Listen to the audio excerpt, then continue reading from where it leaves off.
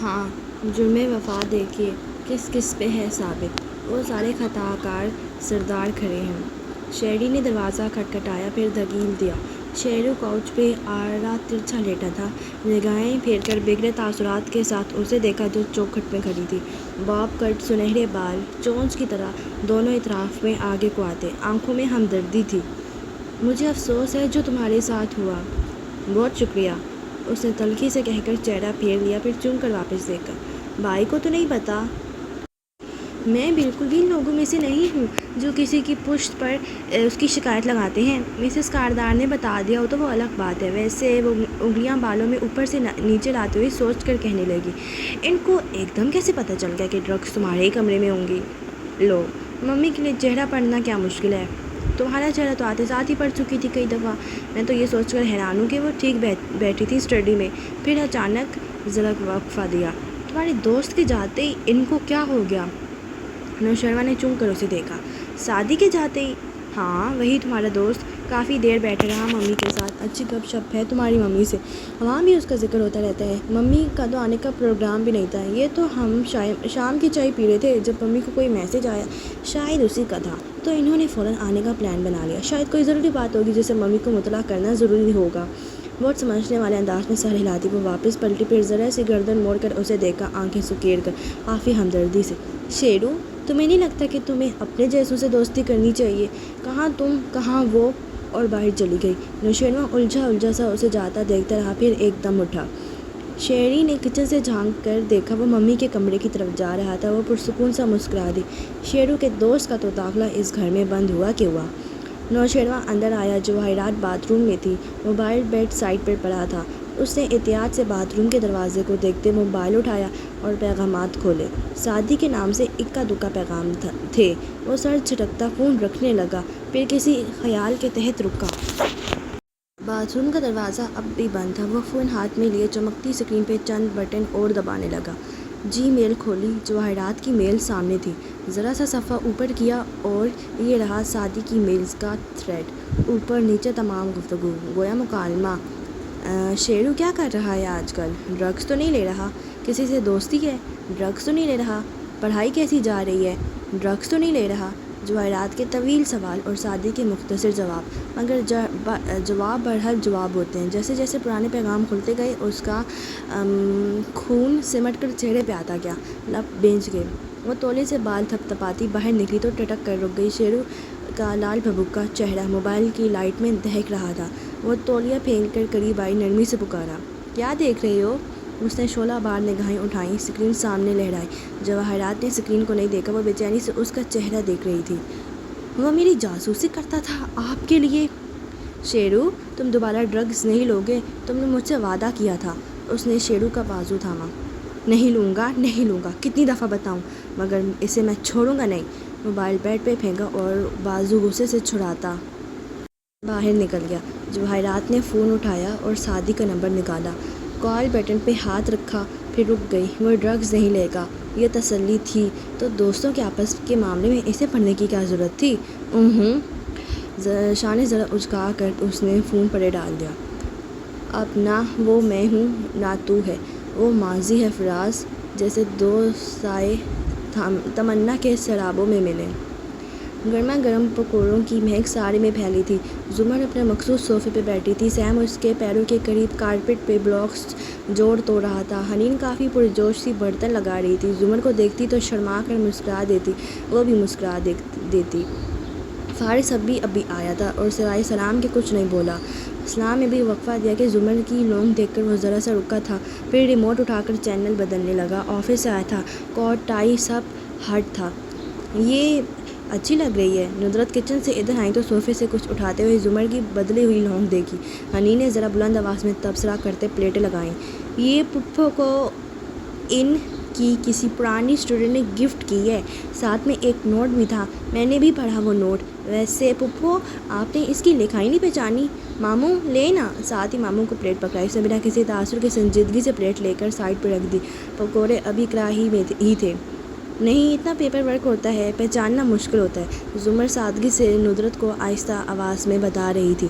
ندرت دوبارہ کچن میں آئی تو حنین ساتھ چلی آئی اور کچن کا لاؤنج میں کھلتا دروازہ بند کر دیا۔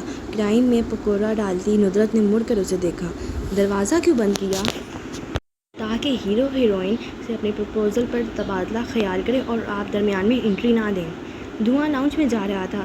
ایگزاسٹ چلا کر آستین موڑتی وہ چٹنی بنانے کھڑی ہو گئی۔ آج تم اس موئے کمپیوٹر اور علیشہ کو چھوڑ کر کچن میں گھسی ہو، حیرت ہے۔ امی کی شکایت نظر انداز کر کے وہ سر جھکائی مسکراتے ہوئے چٹنی کوٹنے لگی۔ لاؤنج میں ٹی وی کا شور تھا یا سیم کی خود سے کی جانے والی باتیں؟ مجھے آپ سے کچھ بات کرنی تھی فارس، قدرے تذبذب سے اس نے آغاز کے ریموٹ رخ اس کی طرف کیا اور سنجیدگی سے اسے دیکھا۔ کس سلسلے میں؟ ایک کیس کے سلسلے میں۔ وہ ذرا چونکا، اس نے سمجھا تھا شاید یہ کوئی اور معاملہ تھا۔ آپ کو تو پتہ ہے بعض دفعہ ایک وکیل استغاثہ میں ہوتا ہے اور جج ایسا فیصلہ سنا دیتا ہے جو دوسرے فریق کے لیے خوشگوار نہیں ہوتا۔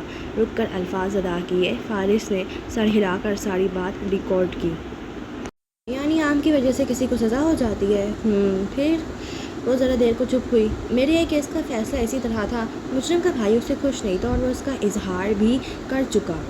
یعنی اس نے آپ کو دھمکیاں وغیرہ دی ہیں؟ آگے؟ جی، آپ جانتے ہیں ہمارے خاندان میں آپ معاملہ گھر تک نہیں لے جانا چاہتی، باہر ہی حل کرنا چاہتی ہیں۔ اس دفعہ فکر ہی نہیں پورا ہونے دیا، وہ گہری سانس لے کر رہ گئی۔ میں چاہتی ہوں کہ یہ معاملہ وہ رک گئی۔ بات رپیٹ کرنے کا فائدہ نہ تھا۔ وہ شخص اسکول کی ٹیچر نہیں تھا جس سے وہ پراعتماد دھونس سے پیچھے چھڑا سکتی تھی۔ اگر میں آپ کے ڈپارٹمنٹ میں اس کی شکایت درج کرواؤں تو اس شخص کی ہراسمنٹ روکنے کا طریقہ کار کیا ہوگا؟ کوئی مسئلہ نہیں۔ وہ پیچھے ہو کر بیٹھا، کان کی لوڈ اگڑتے ہوئے لاپرواہی سے شانے اچکا۔ میں ڈائریکٹر سے بات کر لوں گا، ہماری وین اسے پک کر لے گی۔ 2-4 ہاتھ لگیں گے تو دماغ درست ہو جائے گا اس کا۔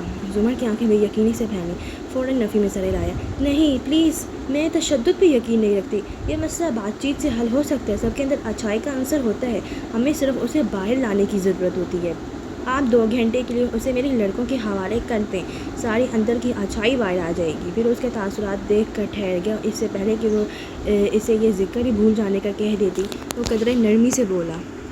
اوکے، اس نے سر ہلایا، ذرا تسلی ہوئی۔ وہ آدمی آج کل کورٹ آتا ہے روز اپیل کے چکر میں۔ اگر آپ صبح آ جائیں تو میں دکھا دوں گی۔ شیور۔ قدرے ٹھہر کر غور سے اس کا چہرہ دیکھا۔ کوئی اور مسئلہ؟ نہیں، بس یہی تھا۔ تھینکس۔ وہ ہلکا سا مسکرائی۔ فارس نے گھڑی دیکھی اور آواز دی، حنین لا رہی ہو یا میں جاؤں؟ نہیں لا رہی، آپ جائیں۔ وہ ڈش اٹھا کر آتے ہوئے بڑے موڈ میں بولی۔ آج وہ بہت خوش نظر آ رہی تھی۔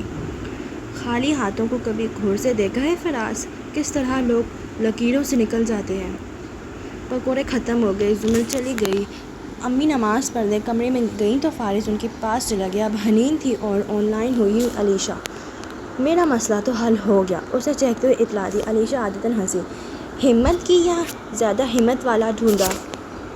زیادہ ہمت والا ڈھونڈ کر کچھ ہمت کر لی۔ پھر خیال آنے پہ سیل فون اٹھا کر دکھایا۔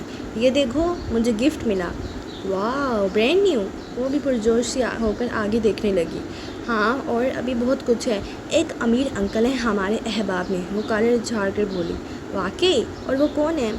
میرے انکل کے انکل۔ یہ پیچیدہ رشتہ داریاں تم نہیں سمجھو گی۔ اچھا مجھے ایک بات بتاؤ، تم نے اس جیولز والی گیم میں لینڈ لائن فون کی گھنٹی پہ وہ بدمزہ ہوئی آگے بڑھ کر نمبر دیکھا، بڑے ابا کے گھر سے تھا۔ دوسری گھنٹی پہ فون خاموش ہو گیا، امی نے اندر سے اٹھا لیا ہوگا۔ وہ مطمئن سی ہو کر بات کرنے لگی، پھر ایک دم رکی، جلدی سے علیشہ کو بائے کہا اور آہستہ سے ریسیور اٹھا کر کان سے لگایا۔ حسب توقع بڑی امی ہی تھیں۔ وہ چمکتی ہوئی آنکھوں کے ساتھ سننے لگی۔ میں نے تو پہلے ہی بتا دیا تھا زمر نہیں مانے گی، اس نے تو صاف انکار کر دیا ہے۔ مگر میں خود بات کر کے دیکھوں؟ شاید ندرت کو اب بھی آس تھی۔ بھائی جب اس نے انکار کر دیا تو کیا گنجائش رہ گئی؟ دیکھو، برا نہ ماننا، مگر وہ اسے جانتی ہے۔ اس کا کہنا ہے کہ وہ مزاج کا بہت سخت اور غصے والا ہے، وائلڈ سا۔ اس کے ساتھ کیسے گزارا کرے گی وہ؟ حنین نے ریسیور رکھ دیا، اس کا چہرہ بالکل زرد پڑ گیا تھا۔ 12 بج گئے تھے اور سنڈریلا کی سواری جس پہ وہ اڑتی جا رہی تھی بدصورت قدوں میں بدل کر زمین بوس ہوئی تھی۔ وہ بے دم سی ہو کر وہیں بیٹھی رہی۔ ندرت کو عموماً ایکسٹینشن سے دوسرا فون اٹھائے جانے کا پتہ چل جاتا تھا کہ ہلکی آواز ہو جاتی، مگر آج نہیں چل سکا۔ انہوں نے بے بسی سے سامنے بیٹھے فارس کو دیکھا جو غور ان کے تاثرات پڑھ رہا تھا اور ریسیور کریڈل پہ ڈال دیا۔ انکار کر دیا؟ میں زمر سے خود بات کروں گی، وہ اس طرح کی بات نہیں کہہ سکتی۔ وہ کس طرح کی بات؟ کہہ دیں، میں برا نہیں مانوں گا، یہی غصہ اور مزاج کی سختی، مگر تم اس بات کو انا کا مسئلہ نہ بنانا۔ مجھے ایک دفعہ مزید نہیں، کوئی ضرورت نہیں، انکار ہو گیا، بات ختم۔ فارس، صرف ایک دفعہ مجھے۔ وہ نفی میں سر ہلاتا اٹھ کھڑا ہوا۔ آپا، عزت سے رشتہ مانگا ہے اور عزت سے نہ ملے تو قصہ ختم۔ میں 10 سال کا تھا جب میرے باپ فوت ہوا، عمر گزر چکی ہے رشتہ داروں کی سیاستیں دیکھتے دیکھتے۔ یہ سوتیلے کا لفظ تب آ کر ختم ہوا جب ہم نے ایک دوسرے کو سمجھنا شروع کیا، شاید 10-12 سال پہلے، ورنہ اس سے قبل وارث ہو آپ ہوں یا آپ لوگوں کے رشتہ دار، میں سب کے لیے دوسری بیوی سے ہونے والا سوتیلا بیٹا ہی تھا، اور آپ میں سے کوئی مجھے پسند نہیں کرتا تھا۔ میں یہ سب آپ کا دل دکھانے کے لیے نہیں کہہ رہا، ان باتوں کی اب کوئی اہمیت نہیں، بس اتنا بتانا ہے کہ میں آپ کے رشتہ داروں میں اگر شادی کرتا تو عزت سے کرتا، ورنہ نہیں، اس لیے اب دوبارہ ان سے بات مت کیجیے گا۔ ندرت نے آہستہ سے اسبات میں سر ہلایا، وہ اس کو سمجھ سکتی تھی۔ ستمگر، تم سے امید کرم ہوگی جنہیں ہوگی، ہمیں تو دیکھنا یہ ہے کہ تو ظالم کہاں تک ہے۔ اے سی کی ہوا نے آفس میں کھنک سا ماحول پیدا کر دیا تھا۔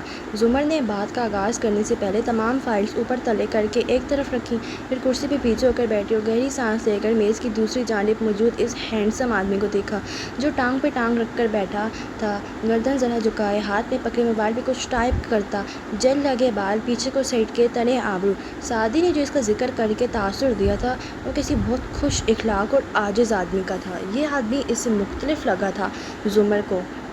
تو آپ سعدے کی پھپھو ہیں؟ بنا جذبات سر سپاٹ سا پوچھا۔ ابھی تک ٹائپ کر رہا تھا۔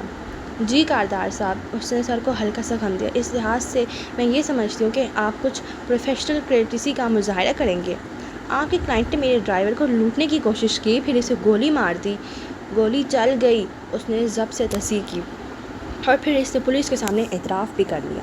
جی، جب اس نے خود پولیس کو بلایا تاکہ وہ زخمی ڈرائیور کو ہسپتال لے جا سکیں، تب اس نے اعتراف کر لیا۔ آپ ایک چور اور قاتل کی حمایت کر رہی ہیں؟ ہنوز گردن جھکائے تیز تیز ٹائپ کر رہا تھا۔ میں اپنے کلائنٹ کی حمایت کر رہی ہوں۔ ذرا دیر کو رکی، کیا ہم اس معاملے کو سیٹل کر سکتے ہیں؟ ایک دفعہ غور سے مجھے دیکھیں اور بتائیں، مجھے آپ کی دید چاہیے ہوگی۔ زمر نے سر سے پاؤں تک اس کو دیکھا۔ 1000 روپے کا ہیئر کٹ، 2.5-3 لاکھ کا سوٹ، اتنی ہی مالیت کے جوتے، اور یہ گھڑی۔ پروفیشنل کریٹیسی کاردار صاحب، اس نے یاد دلایا۔ ہاشم نے موبائل رکھا اور نظر اٹھا کر بے تاثر آنکھوں سے اسے دیکھا۔ بی بی، میں آپ کو ایک فیور دوں گا، آپ اپنے کلائنٹ کو کٹہرے میں لے آئیں۔ کبھی بھی نہیں۔ آپ اس کو کٹہرے میں لا کر جج کے سامنے ٹیسٹیفائی کرنے دیں۔ مجھے اس کی دید نہیں چاہیے، مجھے اس کی شرمندگی چاہیے۔ آپ ایسا کر دیں، کم سے کم سزا کا مطالبہ کروں گا۔ وہ چند لمحے پرسوچ نظروں سے اسے دیکھتی رہی۔ وہ سنجیدہ تھا۔ کتنے سال؟ ہاشم کے سنائے گئے سال اسے قبول تھے۔ اوکے، اس نے حامی بھر لی۔ وہ اٹھا، کوٹ کا بٹن بند کیا، ہلکا سا مسکرایا، سر کو خم دیا اور باہر نکل گیا۔ اس نے موبائل چیک کیا، فارس کی کوئی کال، کوئی پیغام نہ تھا۔ وہ قدرے متذبذب سی بیٹھی رہی، پھر اسے فون کیا۔ آپ نے کہا تھا کہ آپ صبح آئیں گے، میں انتظار کر رہی تھی۔ وہ ایک لمحے کو بالکل خاموش ہو گیا۔ میں آ رہا تھا۔ زمر کو تسلی ہوئی۔ اس آدمی کو ابھی آدھا گھنٹہ پہلے اس نے کوریڈور کے دوسرے سرے پہ واقع ایڈوکیٹ مشہور کے چیمبرز میں گم ہوتے دیکھا تھا۔ روز ہی وہ آتا، ہر دفعہ اسے گزرتے گزرتے کوئی سخت بات کہہ جانا، کوئی معنی خیز اشارہ۔ اف، وہ تنگ آ گئی تھی۔ باہر جانے کے لیے دروازہ کھولا تو اسی وقت فارس نے اسے کھولنے کو ہاتھ بڑھایا۔ اس کا ہاتھ ہوا میں رہ گیا۔ پھر اس نے پیچھے کر لیا۔ ایک پرسوچ نظر زمر پہ ڈالی۔ اس کے چہرے پہ اسے آتے دیکھ کر اطمینان آیا تھا۔ لونگ مزید دمکنے لگی۔ رانا صاحب میرا انتظار کر رہے ہوں گے، مجھے دیر ہو جائے گی۔ آپ خود اس سے بات کر لیں گے نا؟ وہ تسلی کرنا چاہ رہی تھی۔ وکلا کے چیمبرز کے آگے یہ راہداری تھی، بیلکنی نما، جس کے دوسری طرف سے نیچے موجود مارکیٹ، گاڑیوں کا شور، نان بائک کا ٹھیلا، سب نظر آتا تھا۔ وہ دونوں وہیں کھڑے تھے۔ کدھر ہے وہ؟ جیبوں میں ہاتھ ڈالے کھڑے فارس نے ادھر ادھر گردن گھمائی۔ آج وہ جینس پہ راؤنڈ نیک والی شرٹ میں ملبوس تھا، جس کی آستین کلائی سے بال شریشت بھر پیچھے تک آتی تھی۔ وہ اپنے کزن سے بہت مختلف تھا۔ یہ ارشد فیاض مونچھوں والا۔ زمر نے آبرو سے اشارہ کیا۔ وہ شخص اب چیمبر سے نکل رہا تھا۔ فارس نے چند لمحے غور سے اسے دیکھا، پھر بہت سکون سے زمر کی طرف گھوما۔ آپ جائیں، میں نرمی سے سمجھا دوں گا، وہ صبح آ کر آپ سے معافی مانگے گا۔ اس کی آنکھوں میں حیرت ابھری، پھر فکر میں دی۔ مگر فارس، آپ اسے ڈونٹ وری، میں اس کو ہاتھ بھی نہیں لگاؤں گا۔ ہاتھ جیبوں سے نکال کر اٹھا دے۔ وہ ذرا مسکرا کر سر ہلاتی آگے بڑھ گئی۔ فارس وہیں کھڑا رہا جب تک وہ چلی نہ گئی۔ پھر وہ ارشد نامی اس شخص کے پیچھے چلنے لگا۔ وہ دو پلازوں کے درمیان رش سے بھری جگہ میں آگے بڑھتا جا رہا تھا۔ فارس فاصلہ رکھ کر اس کے عقب میں تھا۔ جب سڑک قریب آنے لگی تو اسی طرح جیبوں میں ہاتھ ڈالے منہ میں کچھ چباتا تیز چلنے لگا، یہاں تک کہ اس کے سر پہ پہنچ گیا۔ کیا حال ہے ارشد صاحب؟ گھر میں سب ٹھیک ہے؟ ارشد نے چونک کر گردن موڑی۔ وہ اس کے ساتھ چل رہا تھا۔ کون؟ مجھے پہچان جاؤ گے، اتنی جلدی کیا ہے؟ آؤ اس طرف۔ سڑک کنارے کھڑی وین کی طرف اشارہ کیا۔ ارشد نے بگڑے تیور سے اسے دیکھا۔ ہو کون تم؟ ارے آرام سے بھائی صاحب، اس طرف آئیے، آپ سے کچھ حساب کتاب کرنا ہے۔ وہ وین کے قریب تھے۔ ارشد نے وہیں سے گزر کر آگے جانا تھا اور وہ ابھی سخت کہنے کو منہ کھول ہی رہا تھا کہ وین کا دروازہ سلائڈ ہو کر کھلا۔ دو نوجوان باہر نکلے۔ ایک نے قریب آ کر اس کے کندھے پر بڑے جوش سے السلام علیکم کہتے ہاتھ رکھا۔ سرنج ہاتھ میں ہی تھی، سوئی اندر گئی۔ ارشد جو اس افتتاح پہ غصے میں اگلے کو ہٹانے لگا تھا، بالکل ساخت ہو گیا۔ دونوں نے بازو سے پکڑ کر اس بے جان ہوتے وجود کو وین میں ڈالا، دروازہ بند کیا۔ سب کچھ اتنی پھرتی سے ہوا کہ آس پاس کسی نے نوٹس نہیں لیا۔ فارس گھوم کر فرنٹ سیٹ پہ آ بیٹھا اور جھک کر ایک کھانا کھولا۔ غازی چلیں؟ ڈرائیور نوجوان نے پوچھا۔ اس نے اسباب میں گردن ہلائی۔ ڈرائیور نے گاڑی سٹارٹ کی، پھر اسے دیکھا۔ وہ اس کھانے سے دستانے نکال رہا تھا۔ یہ کیوں؟ فارس نے چنگم چباتے پتلا سا وہ دستانہ ہاتھ پہ چڑھایا اور پیچھے کو کھینچا۔ زبان کا پکا ہوں، وعدہ کیا تھا اس کو ہاتھ نہیں لگاؤں گا۔ اب وہ دوسرا دستانہ پہن رہا تھا۔ ڈرائیور نوجوان نے ہنس کر سر جھٹکا اور ڈرائیونگ کرنے لگا۔ تقریباً 4 گھنٹے بعد ایک نسبتاً سنسان سڑک پہ وہی وین رکی۔ دروازہ سلائڈ ہو کر کھولا۔ ارشد کو نیچے اتارا گیا۔ اس کے چہرے پہ کسی چوٹ کا نشان نہ تھا، البتہ وہ سفید نقاہت زدہ سا تھا۔ فارس سے اترے بغیر ذرا جھک کر اس کے کالر پکڑا اور اس کی آنکھوں میں دیکھتے چبا چبا کر بولا، تمہارا چہرہ اس لیے چھوڑے ہے تاکہ جس کو تم اذیت دے رہے تھے اسے علم نہ ہو سکے۔ صبح جا کر تم اس سے معافی مانگو گے اور دوبارہ اس کو اپنی شکل مت دکھانا۔ اور ہاں، اگر ہمارے ڈرائنگ روم کی سیر کا سفر نامہ اسے بتایا تو دوبارہ اس کو ہراس کرنے کی کوشش کی تو طالبان تماچا لگا دوں گا تمہارے اوپر۔ امریکی اگلی فلائٹ سے لے جائیں گے اور ساری عمر تمہارے خاندان تمہاری شکل کو ترسے گا۔ بات آئی ہے کھوپڑی میں یا نہیں؟ کالر کو جھٹکے سے پکڑا۔ ارشد نے دونوں ہاتھ اٹھا کر گہری سانس لے، بار بار اسباب میں ہلایا۔ ابھی وہ کچھ کہنے کی پوزیشن میں نہ تھا۔ فارس نے ایک انگلی نظر اس پہ ڈالی، پیچھے ہوا، دروازہ زور سے بند کیا اور وین زن سے آگے بڑھ گئی۔ کوئی آج تک نہ سمجھ سکا یہ اصول گلشن زیز کا، وہی پھول نظر خزاں ہو جسے اعتبار بہار تھا۔ آج بھی دروازہ میری نے کھولا۔ وہ مسکرائی بھی، مگر پھر بھی نوشیروان کے گھر میں عجیب فضا چھائی تھی، یا شاید سعدی کو ایسا محسوس ہو رہا تھا۔ بہرحال اس نے تمام سوچوں کو ذہن سے جھٹکا اور اندر آیا۔ مسز کاردار کا پوچھا، وہ گھر پہ نہیں تھی؟ چلو اچھا ہے، اس کا کل ایگزام تھا، شیرو نے بھی کام کے لیے بلایا ہے، وہ نپٹا کر جلدی سے واپس پہنچ جائے گا۔ شیرو کے کمرے کا دروازہ کھولنے سے قبل اس نے گردن موڑ کر دیکھا۔ شیرین شاہانہ انداز میں لیونگ روم میں صوفے پہ آتش دان کے قریب بیٹھی تھی، سنہری لٹ انگلی پہ لپیٹی۔ وہ مسکرا کر اسے دیکھ رہی تھی۔ فضا میں گھات لگائے جانے کا احساس بڑھ گیا۔ سعدی نے دروازہ کھولا۔ نوشیروان کرسی پہ بیٹھا تھا، سر اٹھا کر دیکھا، آنکھیں گلابی تھیں، ڈرگ سے نہیں غصے سے۔ خیریت؟ تم نے اتنی جلدی میں بلایا؟ سعدی نے سرسری سا پوچھا۔ وہ کھڑا ہوا، کڑے تیوروں سے اس وقت مڑتا سامنے آیا۔ کب سے جاسوسی کر رہے ہو میری؟ سعدی نے گہری سانس باہر کو خارج کی۔ اگر تمہارا اشارہ میرے، بکواس مت کرو، میں نے تمہیں اس لیے نہیں بلایا کہ تمہاری سنو۔ ہاں، تم نے مجھے اس لیے بلایا تاکہ مجھے بے عزت کر کے گھر سے نکال سکو۔ تم ہوتے کون ہو میری ماں کے لیے میری جاسوسی کرنے والے؟ تم ہو کون جن کو میرے ڈرگز لینے کے بارے میں بتاتے ہو؟ غصے سے اس کے چہرے پہ نقش بگڑ گئے۔ میں تمہارا دوست ہوتا ہوں۔ تم نے مجھے میری ماں کی نظروں سے گرانا چاہا۔ تم نے اگر گرانا ہوتا تو میں ان کو تمہارے چالان کے بارے میں بھی بتاتا جو گاڑی غلط ڈرائیو کرنے پہ ہوا تھا۔ میں ان کو تمہاری اس لڑکی کے منگیتر سے مار کھانے کا بھی بتاتا جس کو تم مسلسل کالز کر رہے تھے، اور ابھی بہت کچھ بتا سکتا تھا، مگر میں نے تمہارا بھلا چاہا۔ اور شراب، غصے سے چلایا، تم مت چاہو میرا بھلا۔ جو تمہارا احسان تھا میرے اوپر آج وہ بھی ختم ہوا۔ آئندہ میں تمہاری شکل بھی دیکھنا گوارا نہیں کروں گا۔ میں جا رہا ہوں نوشیروان، کیونکہ میں نہیں چاہتا کہ ہم ایک دوسرے کو ایسی باتیں کہہ دیں جن پہ ہمیں پچھتانا پڑے۔ وہ مزید بے عزت نہیں ہو سکتا تھا۔ شیرو کو چیختا چلاتا چھوڑ کر دروازہ بند کرتا باہر نکلا، پھر ٹٹک کر رکا۔ شہرین اسی تمکنت سے بیٹھی اس کو دیکھ رہی تھی۔ تم اس دن میرے بردر ان لا سے پوچھ رہے تھے کہ میں کیسی عورت ہوں، اب پتہ چل گیا میں کیسی عورت ہوں؟ ہاتھ بالوں میں اوپر سے نیچے لے جاتے معصومیت سے پوچھا۔ سعدی تلخی سے مسکرائے۔ نفی میں گردن ہلائی، سامنے آیا اور اس کے مقابل پڑی کرسی کی پشت پہ ہاتھ رکھا۔ میں نے یہ سوال اس لیے نہیں پوچھا تھا کہ میں نے آپ کو پورچ میں ایسی باتیں کرنے سنا تھا جن کے کھلنے کا آپ کو ڈر تھا۔ میں نے یہ سوال اس لیے پوچھا تھا کیونکہ میں نے آپ کو اسٹڈی کی کھڑکی کے باہر کھڑے ہو کر اپنی اور مسز کاردار کی وہ باتیں سنتے دیکھا جن کے کھلنے کا مجھے کوئی ڈر نہیں تھا۔ چبا چبا کر ایک ایک لفظ ادا کیا۔ شیرین کی مسکراہٹ غائب ہوئی، گردن میں ابھر کر معدوم ہوتی گلٹی دکھائی دی۔ دوستی میرے نزدیک ایک ہی چیز ہے، وفاداری اور صرف غیر مشروط وفاداری۔ مسز ہاشم کاردار، وہ دوبارہ ڈرگس لے گا، میں دوبارہ اس کی ماں کو بتاؤں گا، کیونکہ میری آپ کے خاندان میں آمد و رفت کی وجہ صرف شیرو سے دوستی نہیں ہے۔ یقیناً اب آپ کو معلوم ہو گیا ہوگا کہ میں کیسا دوست ہوں۔ وہ کہہ کر مڑ گیا۔ شیرین تلملا کر اسے جاتے دیکھتی رہی۔ ایڈیٹ! ہاشم کے ایک ہاتھ میں بریف کیس تھا، دوسرے میں موبائل پہ کچھ ٹائپ کرتا رہا، داڑھی میں چلتا جا رہا تھا۔ وہ سرخ چہرے کے ساتھ بکھری ہوئی سی تیز تیز پیچھے آئی، دائیں طرف سے نکل کر گھوم کر سامنے آ کھڑی ہوئی۔ وہ رکا، نظر اٹھا کر اسے دیکھا۔ یہ کیا کیا آپ نے؟ زمر دبا دبا سا گھرائی۔ اس کو ابھی تک یقین نہیں آ رہا تھا۔ کیا کیا میں نے؟ اس نظر سے شانے اچکائے۔ آپ نے مجھ سے وعدہ کیا تھا کہ آپ کم سے کم سزا کا مطالبہ کریں گے اور ابھی آپ نے سزائے موت کا مطالبہ کر دیا۔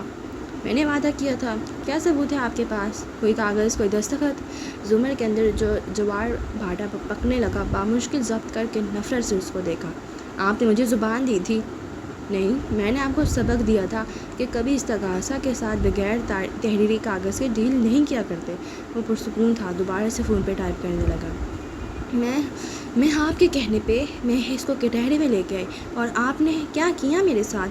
آپ کو اندازہ ہے کہ اس رانا صاحب کے لیے کتنا اہم تھا، ان کی ریپوٹیشن کا سوال تھا۔ اوہ، شاید آپ کی ملازمت کا بھی۔ اس بے وقوفی کے بعد آپ یقیناً ان کے چیمبر میں دوبارہ داخل ہونے کی ہمت نہیں کریں گی۔ اگر جاب ریکمنڈیشن کا خط چاہیے تو میں لکھنے کو تیار ہوں۔ وہ محظوظ ہوا تھا۔ زمر نے کینہ توز نظروں سے اسے دیکھا۔ میں سمجھی تھی آپ سعدی کے رشتہ دار ہیں، تو میں جب صبح 7 بجے گھر سے نکلتا ہوں تو ساری رشتہ داریاں پیچھے چھوڑ کر آتا ہوں۔ Business is business. اور اس کا خون برسنے لگا۔ وہ کان سے لگاتا ہیلو کہہ کے آگے بڑھ گیا۔ زمر وہیں کھڑی رہ گئی۔ ہاشم نے دور جاتے ہوئے فون کان سے ہٹا کر مڑ کر اسے دیکھا اور ذرا بلند آواز دی، اگلی دفعہ میرے ساتھ ڈیل کرتے وقت اپنا دماغ حاضر رکھیے گا۔ اور پلٹ گئی۔ وہ بے بسی بڑے غصے میں کھولتی مخالف سمت میں آگے بڑھ گئی۔ وہ کسی کے سامنے نہیں رویا کرتی تھی سوائے سعدی کے، البتہ اس وقت دل کر رہا تھا کہ بھری کچہری میں زمین پہ بیٹھ کر رونا شروع کر دے۔ فارغ ادھر آیا تو وہ باہر سیڑھیوں پہ بیٹھی تھی۔ بظاہر لگتا تھا وہ کسی کی منتظر ہے، مگر اس کا چہرہ زرد یا سیدھ بھرا سا تھا۔ وہ آخری سیڑھی کے سامنے کھڑا گردن ترچھی کر کے اسے دیکھنے لگا۔ میں گزر رہا تھا تو آپ ٹھیک ہیں؟ زمر نے نگاہیں اٹھائیں، پھر دھوپ کے باعث پلکیں سکیڑ کر اسے دیکھا۔ ہلکا سا آس پاس بستر ہلایا۔ آس پاس ابھی بھی خاصا رش تھا۔ کیا وہ صبح آیا تھا؟ ذرا احتیاط سے پوچھا۔ وہ پھیکا سا مسکرا دی۔ جی۔ آپ نے اسے کیسے سمجھایا؟ وہ بہت دھیما ہو گیا۔ معافی بھی مانگی اور یہ بھی کہا کہ واپس دبئی جا رہا ہے، دوبارہ ہراساں نہیں کرے گا۔ وہ ابھی تک اس قائع پلٹ پہ حیران تھی۔ اور بھی کچھ ہے؟ وہ غور سے اس کے تاثرات دیکھ رہا تھا۔ نہیں، اس نے نفی میں سر ہلایا۔ اس سب کا شکریہ فارغ۔ پھیکی مسکراہٹ بالکل غائب ہو گئی، بجھا بجھا سا چہرہ جھک گیا۔ کوئی اور مسئلہ ہے؟ میری جاب چلی گئی، چھوڑنی تو ویسے بھی تھی، کہیں اور اپلائی کر رکھا تھا، مگر اس طرح چھوڑنے کا نہیں سوچا تھا۔ نہ اس نے ہاشم کا ذکر کیا، نہ فارغ سے وجہ پوچھی۔ دونوں کو یہی مناسب لگا۔ کیا عام کی ممی آپ سے میرا ذکر کیا تھا پچھلے ہفتے؟ ذرا ٹھہر کر بولا۔ زمر نے چونک کر اسے دیکھا، پھر ناسمجھی سے نفی میں گردن ہلائی۔ نہیں، کیوں؟ اور فارغ بس اسے دیکھ کر رہ گا، پھر ہلکا سے نفی میں سر ہلایا۔ یوں ہی، آپ کے ابو سے ملنا تھا تو میرا خیال ہے وہ مجھے پسند نہیں کرتی۔ خیر، جانے دیں، اپنا خیال رکھیے گا۔ فارغ نے اس بات کو جانے دیا اور زمر نے اور اسے وہ مڑ گیا، جیبوں میں ہاتھ ڈالے سر جھکائے دور ہوتا گیا۔ وہ نیچے سر جھکائے خالی خالی نظروں سے اپنے ہاتھوں کو دیکھتی رہی۔ ایک نگاہ برفیلی، ایک بول پتھر سا۔ آدمی نہیں مرتا صرف خون بہنے سے۔ کھانے کی میز پہ روٹی کا ڈبہ، ڈونگے، سلاد، سب حسب معمول سجا تھا اور وہ لقمے توڑتے ہوئے کہہ رہی تھی، میں یقین نہیں کر سکتی ابا کہ سعدی جس آدمی کی اتنی تعریفیں کرتا تھا وہ اتنی چھوٹی حرکت کر سکتا ہے۔ لقمہ چبا کر گلاس لبوں سے لگایا، پھر باری باری دونوں کو دیکھا۔ میں نے سعدی کو بھی فون کر کے کہہ دیا ہے، دوبارہ اپنے ہاشم بھائی کا ذکر مت کرنا میرے سامنے۔ اس نے کیا کہا آگے سے؟ زمر بڑے ابا سنجیدگی سے پوچھ رہے تھے۔ وہ تو خود حیران تھا، مگر اسے لگا کہ یہ کوئی غلط فہمی ہے۔ میں نے بھی زیادہ اصرار نہیں کیا، اس کا دل کیوں خراب کروں اپنے ہاشم بھائی کے لیے۔ فرحانہ نے گہری سانس لے کر سلاد کی پلیٹ اٹھائی۔ فارس کا کزن جو ہوا۔ بڑے ابا نے ایک ملامتی نظر ان پہ ڈالی اور ایسی ہی دوسری نظر زمر پہ، اور سر جھٹک کر کھانے لگے۔ زمر نوالا سالن میں ڈبو رہی تھی اور ساتھ سر ہلانے لگی۔ نہیں امی، فارس تو بہت اچھا ہے، بہت ڈیسنٹ اور مینرڈ، ہمیشہ ٹو دی پوائنٹ بات کرے گا، کبھی آپ کو نقصان پہنچانے والی حرکت نہیں کرے گا۔ بڑے ابا کا نوالا حلق میں اٹک گیا، چونک کر زمر کو دیکھا اور پھر فرحانہ کو۔ ان کی رنگت ذرا پھیکی پڑی، فوراً ڈبہ کھول کر روٹیاں نکالنے لگی۔ یہ پوری ہو جائیں گی یا میں مزید بنا دوں؟ You know what? زمر کا ہاشم پہ غصہ کم ہو چکا تھا اور اسے فارس اور اس کا فرق واضح نظر آ رہا تھا، صرف اس لیے کہ میں فارس کی ٹیچر رہی ہوں۔ اس نے پچھلے 1-1.5 ہفتے میں مجھے 2-3 فیورز اکٹھے دے دیے اور ایک دفعہ بھی نہیں بتایا۔ یہ سعودی لوگ اکثر کہتے ہیں ہمارا ماموں بہت غصے والے ہیں، مگر میرے خیال ہے وہ بہت سوبر ہے۔ اور ہاشم، اوہ! جھرجھری لے کر سر جھٹکتے اس نے اگلا نوالا توڑا۔ بڑے ابا کا کھانا حرام ہو چکا تھا، وہ نیپکن سے ہاتھ رگڑ کر صاف کرنے لگے۔ زمر نے کھانا ختم کیا اور پلیٹیں اکٹھی کر کے کچن میں لے گئی تو فرحانہ بھی ساتھ ہی آ گئی۔ اس نے فریج کھولا تو مٹھائی کا ٹوکرا اندر رکھا تھا۔ یہ کہاں سے آیا امی؟ اس نے ہاتھ بڑھا کر گلاب جامن اٹھایا اور منہ سے توڑا۔ حماد کے گھر سے، وہ لوگ آج آئے تھے، ہم نے ان کو ہاں کر دی ہے، بتایا تھا نا۔ وہ سالن ڈبوں میں ڈالتی فریج میں رکھ گئی تھی۔ اچھی ہے۔ گلاب جامن اندر تک گھل گئی۔ وہ ہاتھ منہ دھو کر ذرا سی مسکراہٹ کے ساتھ اپنے کمرے کی طرف چلی گئی۔ فرحانہ باقی برتن اٹھانے واپس آئیں تو بڑے ابا ہنوز سر بڑھائی کرسی پہ بیٹھے تھے، نظر اٹھا کر دیکھا، افسوس، ملامت۔ وہ بہرحال ہٹ ہوئے تھے۔ آپ نے زمر سے نہیں پوچھا تھا؟ وہ آہستہ سے بولے۔ پوچھ بھی لیتی اور وہ مان بھی جاتی تب بھی میں ندرت کے بھائی کو اپنی بیٹی کا رشتہ نہ دیتی یوسف صاحب، کبھی بھی نہیں۔ ندرت چاہتی ہے کہ میں جھک کر رہوں تو ایسا نہیں ہوگا، تیز لہجے میں کہتی برتن اٹھ کر پٹک کرنے لگی۔ آپ نے زمر سے نہیں پوچھا تھا؟ وہ کرسی دھکیل کر اٹھ کھڑی ہوئی۔ فرحانہ نے فکر مندی سے انہیں جاتے دیکھا۔ زمر کی طرف ٹہی گئی، اپنے کمرے میں گئے تھے۔ ان کو گویا اطمینان ہوا، شکر ہے یہ معاملہ تو ختم ہوا، جیسے بھی صحیح۔ رو پڑا ہوں تو کوئی بات ہی ایسی ہوگی، میں کہ واقف تھا تیرے ہجر کے آداب سے بھی۔ وارث نے لاؤنج میں قدم رکھا، دوپہر کا اندھیرا چھایا تھا، پنکھا بند، صوفے پہ اکڑوں بیٹھی حنین جو ناراضگی سے خلا میں گھور رہی تھی۔ اس نے ادھر ادھر دیکھا۔ گرمی میں کیوں بیٹھی ہو؟ احتیاط سے پکارتا قریب آیا۔ گردن ٹیڑھی کر کے اس کے تاثرات دیکھے، اس نے خفگی سے آنکھیں اٹھائیں۔ بجلی نہیں ہے، 1 سے 2 جاتی ہے، پھر شام کو 4 سے 5 جائے گی۔ وارث ہنس پڑا۔ پاکستان کا کوئی دماغ ایسا نہیں ہے جس میں بجلی کی آمد و رفت کا حساب نہ ہو۔ حنین نہیں ہنسی، اسی طرح سامنے دیکھتی رہی۔ وہ مقابل صوفے پہ بیٹھا اور سنجیدگی سے اسے دیکھا۔ کیا ہوا ہے؟ ابھی پھپھو آئی تھیں، ٹیلر سے امی کچھ کپڑے پک کیے تھے، وہی دینے۔ میں نے بھی آج ان کو کوئی موڈ نہیں دیا، سوچتی تو ہوں گی کہ یہ ناراض ہے۔ ان کی مسکراہٹ بھی سمٹ گئی، شاید حیران تھی۔ What ever! اور وہ حیران نہیں تھی، بس ذرا پھیکی پڑ گئی تھی۔ آج بھول کر جانے والی چابیاں حنین اٹھا تو لائی، مسکرائی بھی، مگر وہ پچھلے دنوں کی بے تکلفی والا شغاف پھر سے بڑھ چکا تھا، فاصلہ پھر سے آ گیا تھا۔ اور تم نے یہ کیوں کیا؟ آپ کو نہیں معلوم؟ انہوں نے ماموں کے رشتے سے انکار کر دیا۔ تو حنین نے تعجب سے اسے دیکھا۔ آپ کو افسوس نہیں ہوا؟ میرے افسوس سے کیا ہوتا ہے؟ ہر انسان کا حق ہے، انہوں نے کچھ سوچ کر فیصلہ کیا ہوگا۔ آپ جو بھی کہیں، میں ان سے بالکل بھی محبت نہیں کرتی، نہ کبھی کروں گی۔ وہ بے بسی بڑے تیش سے وارث کو دیکھ کر بولی۔ وہ لبوں پہ مٹھی رکھے خاموشی سے سنتا گیا۔ مجھے ابو سے بھی محبت نہیں ہے، وہ ہمیں اس وقت چھوڑ کر چلے گئے جب ہمیں ان کی ضرورت تھی۔ ان کو چاہیے تھا وہ سڑک پہ احتیاط سے چلیں، ان کو ہمارا سوچنا چاہیے تھا۔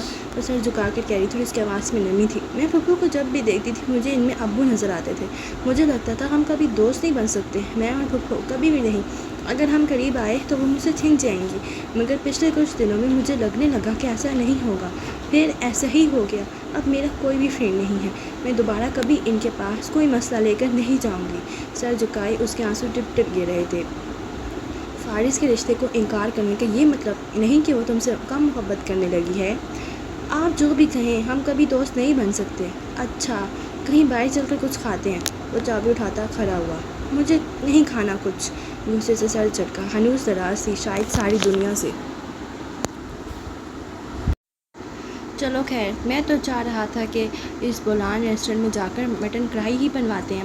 حنین نے جھٹکے سے گیلا چہرہ اٹھایا، ساتھ میں تندور والی روٹی، سلاد، مگر خیر چھوڑو، تم نے تو کچھ نہیں کھانا۔